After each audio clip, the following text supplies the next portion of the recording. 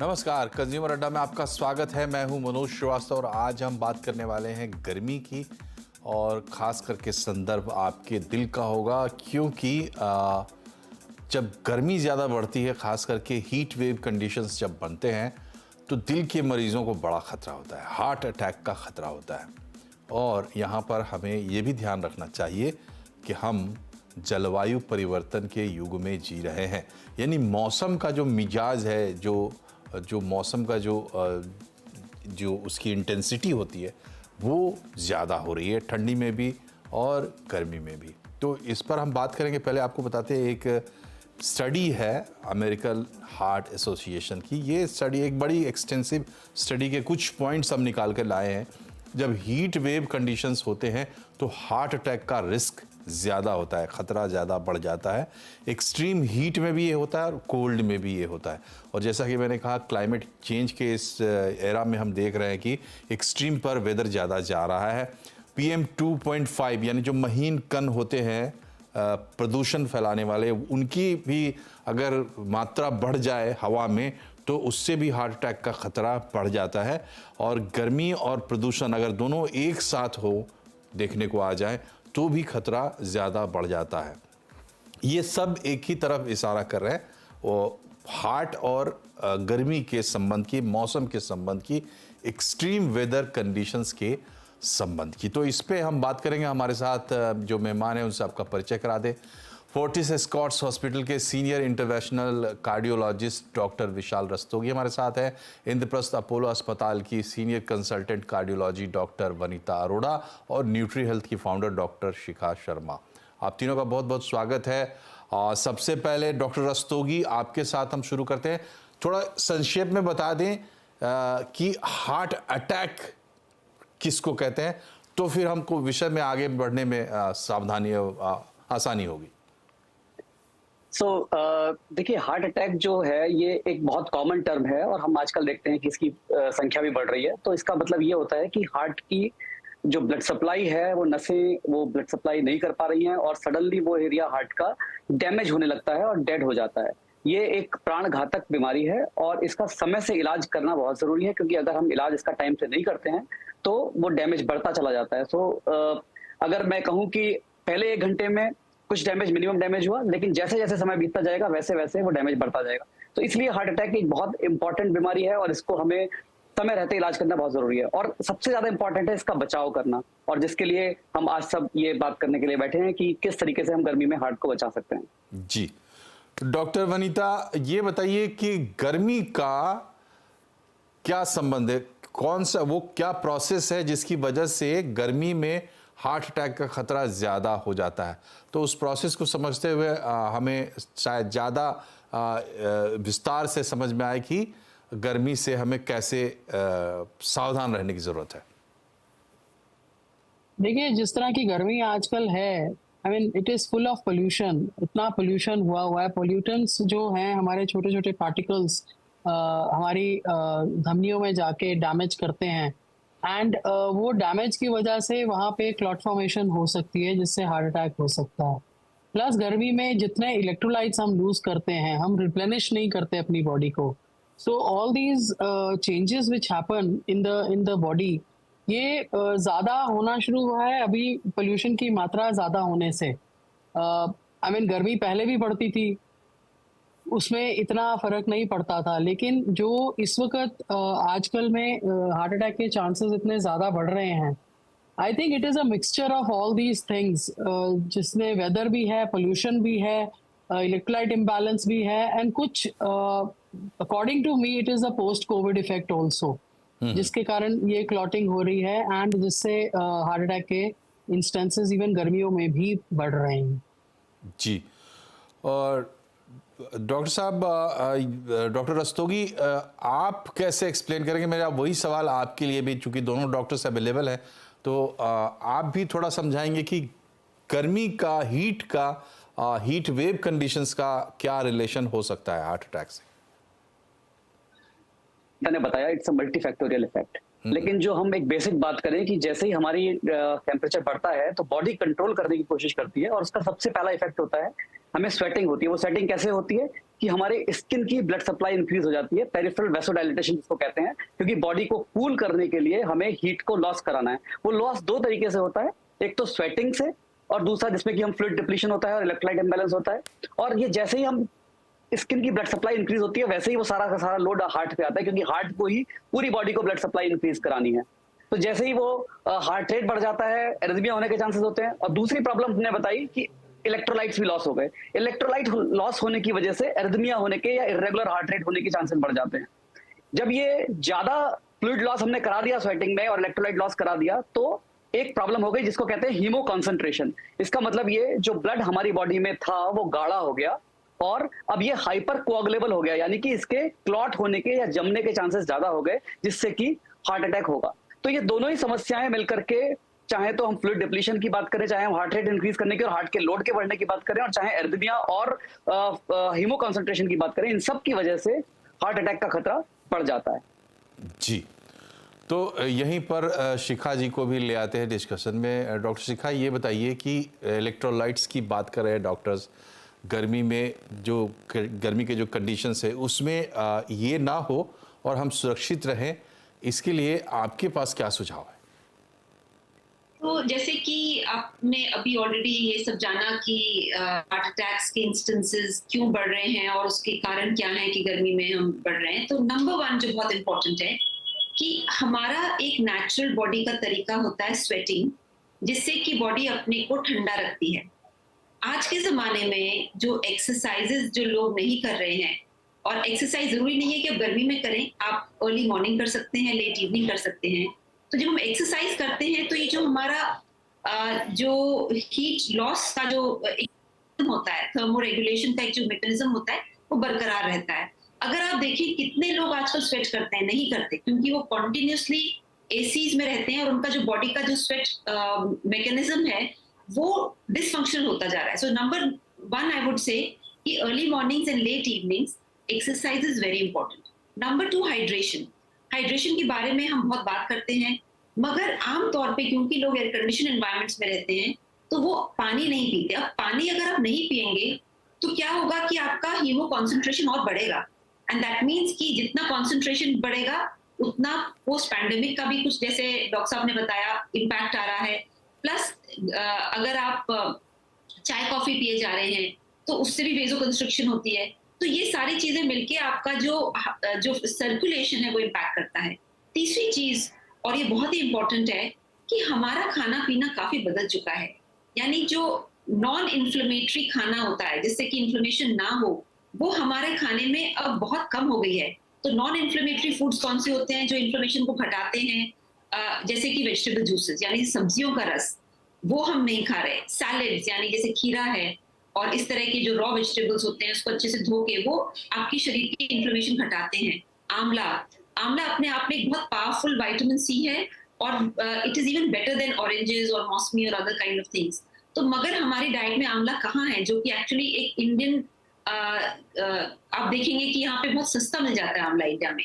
Then another thing which is very important is कि अगर आपके सारे मील्स कुक्ड हैं तो आपके शरीर में एंजाइम की डेफिशिएंसी जरूरी होगी। बिकॉज अगर आप देखें हमारे बॉडी में जो न्यूट्रिएंट्स की रिक्वायरमेंट होती है उसमें water is one of the important nutrients and enzymes are also important.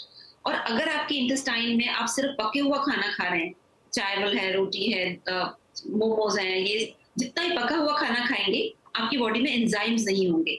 So that is why in Indian tradition chutney और इस तरह की जो पत्तेदार चीजें या सैलेड्स वगैरह ये जो थे वो एक नेचुरल पार्ट डाइट का होता था। गर्मियों में लोग ककड़ी खाते थे, खीरा खाते थे, तो ये सारी चीजें हमारी ट्रेडिशन का पार्ट था। एक और चीज जो बहुत इंपॉर्टेंट है कि लोग गर्मियों में बहुत टाइट कपड़े पहनते हैं। अगर आप देखिए जो करंट फैशन ट्रेंड्स, बहुत टाइट कपड़े पहनने का फैशन ट्रेंड होता है, चाहे वो गर्मियां हैं चाहे वो सर्दियां हैं। ना सर्दियों में तो इट्स ओके, बट गर्मियों में आपकी जो सर्कुलेशन है, अगर आप देखिए कि अंडर आर्म्स या जो हमारे होते हैं डिफरेंट एरियाज होते हैं जहां से हीट एनवायरनमेंट में फेंकी जाती है, the body throws heat out. आप अगर कपड़े पहनेंगे द बॉडीज मैकेनिज्म फेल। तो tight jeans, tight T shirts, tight कपड़े पहनने से जो एक सर्कुलेशन होता है वो नहीं बनता। If you see traditional Indian dresses were very flowy, very they they added to the fact कि you could breathe easily. Cotton. आजकल लोग सिंथेटिक्स बहुत पहनते हैं, तो ये सिंथेटिक कपड़ा पहनना अपने आप में is inviting trouble. Skin problems होती हैं इनसे, सर्कुलेशन खराब हो जाता है. So I even what you wear counts, what you eat counts. And most importantly अगर आप देखें कि जो हमारा एक चीज होता था शीतली प्राणायाम.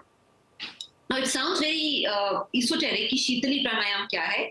इट इज कूलिंग प्राणायाम, क्योंकि आयुर्वेद में लिखा हुआ है कि जिस तरह से आप ब्रीथ करते हैं, you can raise your body temperature और लोअर योर बॉडी टेम्परेचर. ठीक है, ठीक है. हम ये इस पे आएंगे शिखा जी फिर से आपके पास, तो आप इसको थोड़ा डिटेल कर दीजिए जो आप बताने जा रही थी शीतली के बारे में. डॉक्टर वनिता, जब हम हार्ट अटैक की बात करते हैं तो लगता है कि जैसे एक एक्सट्रीम इवेंट की बात कर रहे हैं, लेकिन अगर गर्मी में हम सावधान नहीं हैं तो ज़रूरी नहीं कि हार्ट अटैक ही हो, उसके पहले भी कुछ प्रॉब्लम्स हो सकती है, खास करके उन लोगों को जो ज़्यादा प्रोन है या जिनको हार्ट की तकलीफ़ है. तो इसको थोड़ा आप एक्सप्लेन करें कि जो हार्ट के मरीज़ हैं उनको विशेष रूप से क्यों सावधान रहना चाहिए, सिर्फ हार्ट अटैक की ही बात ना हो.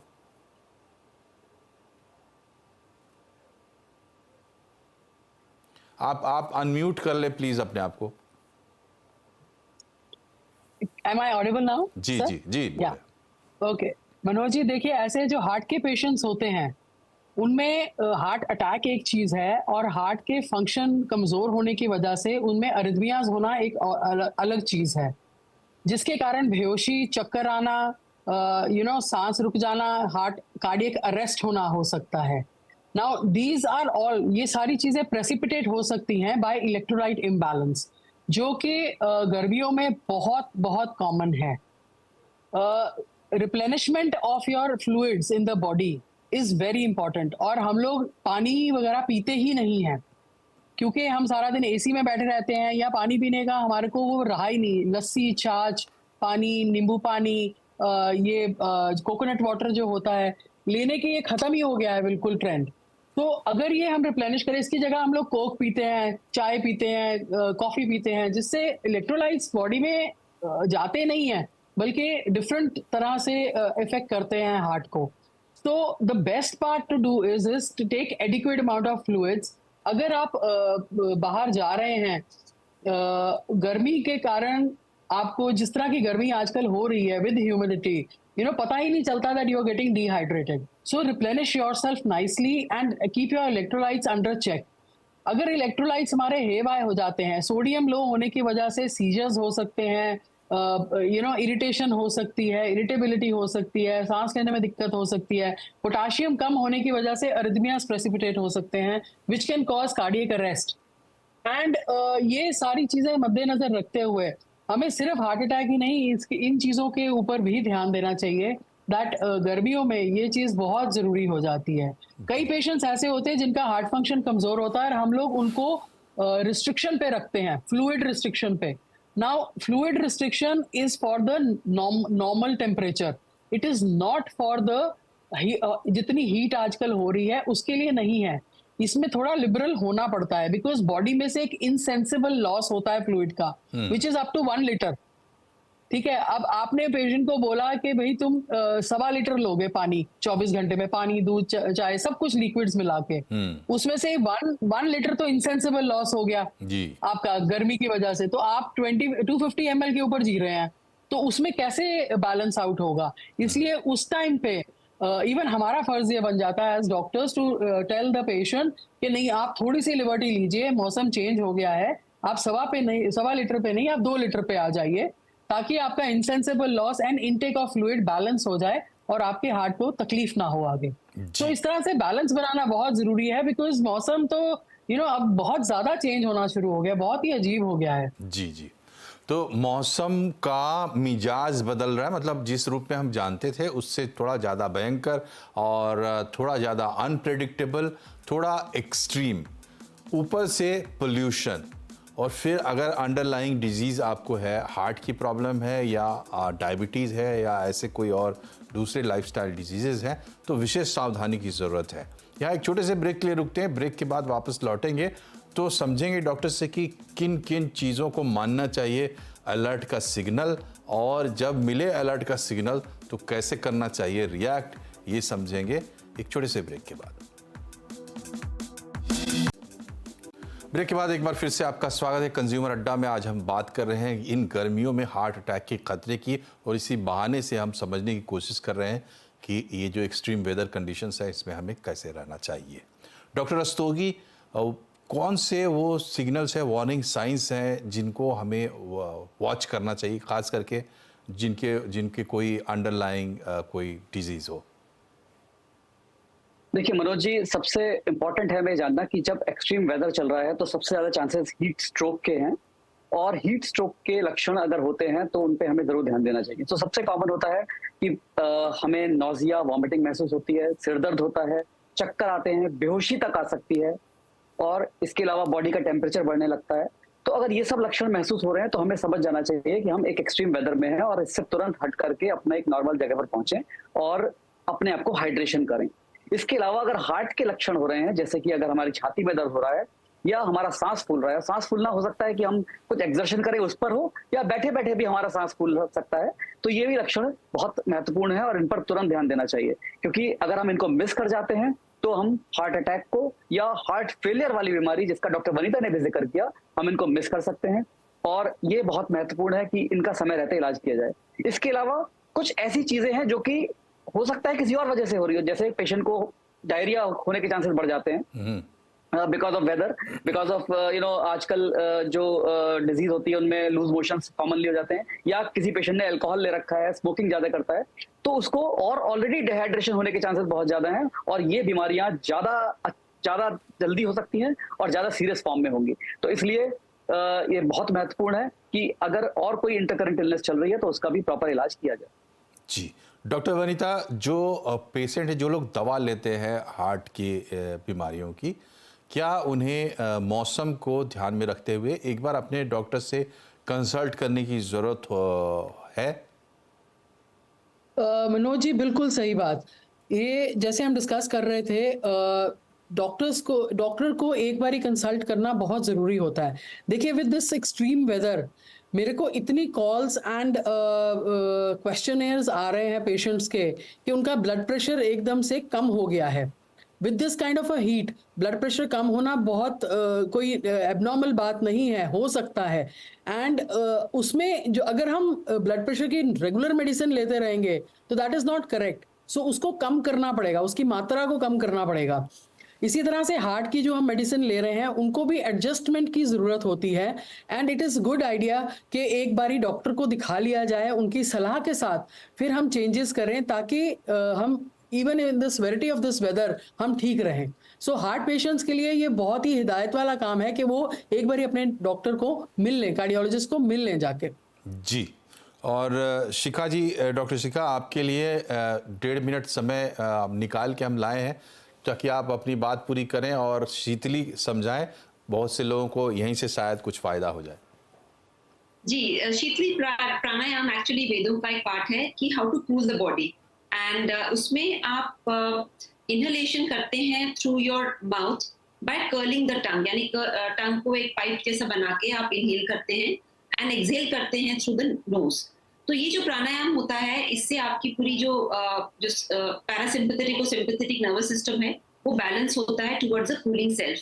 ये दो I am allopath doctor, but Ayurveda में how to cool the body अपने आप में काफी स्क्रिप्चर्स में लिखा गया है। सो शीतली प्राणायाम जैसे मैंने आपको एक्सप्लेन किया, plus post digestive impact of foods के बारे में भी काफी लिखा गया है कि कुछ फूड्स हैं वो आफ्टर डाइजेशन आपकी बॉडी को हीट करेंगे और कुछ फूड्स कूल करेंगे।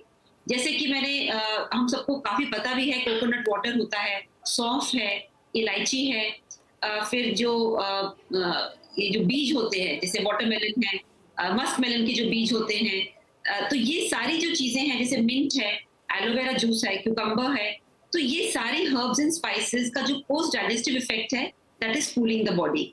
उसके विपरीत जैसे काली मिर्च है, गरम मसाला है, अनियंस, गार्लिक है, नॉन वेजिटेरियन फूड है, तो specially egg is suppose to be very very heating after digestion. So ये जो कॉन्सेप्ट है that what will cool the body after digestion and what will heat the body, ये एक बहुत ही यूनिक वेदों का एस्पेक्ट है which is very relevant in today's time, because हमें पता है कि टर्मरिक के कुछ ऐसे बेनिफिट्स हैं which are beyond nutritional value. So ये अगर हम ध्यान रखें कि खाना पीने में भी वो हर्ब्स एंड स्पाइसेस ना यूज करें जिसका पोस्ट डाइजेस्टिव इफेक्ट हीटिंग है, ब्रीदिंग की टेक्निक्स यूज करें जो बॉडी को कूल करती हैं, end of course it's also very important कि जो आजकल हम बहुत सा शुगरी फूड कहते हैं, ड्रिंक करते हैं, बच्चों को भी देते हैं, आ गए हैं। Sugar by nature heats the body. The reason it heats the body is because it's ultra refined, ultra processed. और जो भी ultra refined, ultra processed food होगा, वो after digestion directly will impact your hormones. So and it will create surges in the body. मतलब it will create surge in the body. तो इसीलिए ultra processed, ultra refined मैदा, सूजी हमें avoid करना चाहिए। जी, तो कुल मिलाकर शिखा जी की बातों से अगर आप कुछ सीखना चाहते हैं तो जो पारंपरिक खाने पीने रहन सहन का जो तरीका है वो आपको ज़्यादा सुरक्षा दे सकता है। और हमारे दोनों डॉक्टर्स जो कि कार्डियोलॉजिस्ट हैं, उन लोगों ने जो सलाह यहाँ पर दी है उसका निचोड़ भी यही है कि जो पेशेंट हैं, जो मरीज़ हैं पहले से हार्ट के, डायबिटीज़ के, हाइपरटेंशन के, उन लोगों को विशेष सावधानी की ज़रूरत है। अगर आपको थोड़ी भी दिक्कत महसूस होती है एक बार डॉक्टर से ज़रूर संपर्क कर लें। मौसम के हिसाब से अपनी अगर कोई रीडू करना है दवा के प्लान में या कुछ भी तो वो डॉक्टर साहब कर सकते हैं। आप तीनों डॉक्टर्स का बहुत बहुत शुक्रिया हमसे जुड़ने के लिए। कार्यक्रम में फिलहाल इतना ही। नमस्कार।